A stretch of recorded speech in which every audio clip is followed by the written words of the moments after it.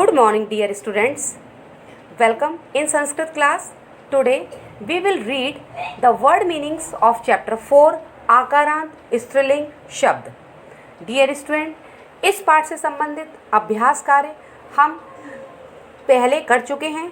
आज हम इस पाठ से संबंधित शब्द अर्थ अपनी पाठ्य पुस्तिका में करेंगे. फर्स्ट वर्ड इज कोकिला.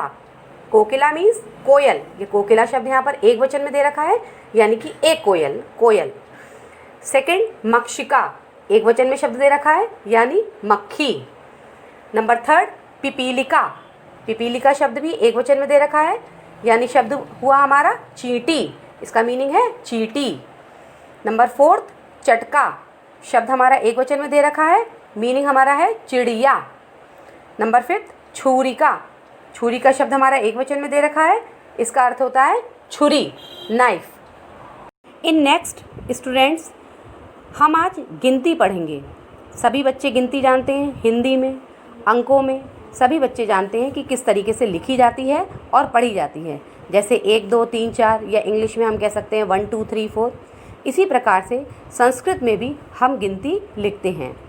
यह गिनती संख्यावाची शब्द यानी कि 1 से 4 तक की संख्या लिंग के अनुसार होती है और उसके बाद एक समान रहती है.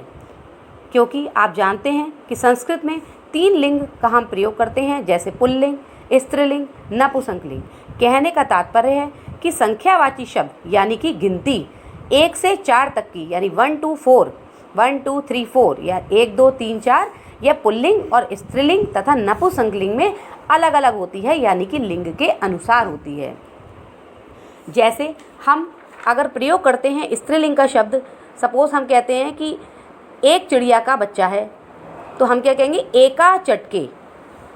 इसी प्रकार हर लिंग में, यानी कि पुल्लिंग में, स्त्रीलिंग में और नपुंसकलिंग में गिनती का प्रयोग 1 से 4 तक सिर्फ अलग अलग होता है और 4 के बाद एक समान बना रहता है.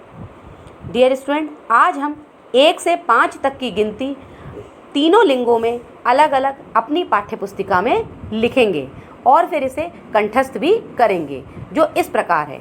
जैसे नंबर 1 मीन्स पुल्लिंग में एकहा, विसर्गे लगती हैं. स्त्रीलिंग में शब्द होता है हमारा एका और नपुंसकलिंग में एकम कहते हैं. जैसे हम कह सकते हैं एकहा बालकहा, यह पुल्लिंग में शब्द हो गया. एका बालिका स्त्रीलिंग में हो गया. नपुंसकलिंग में एकम फलम, यह हमारा नपुंसकलिंग में हो गया.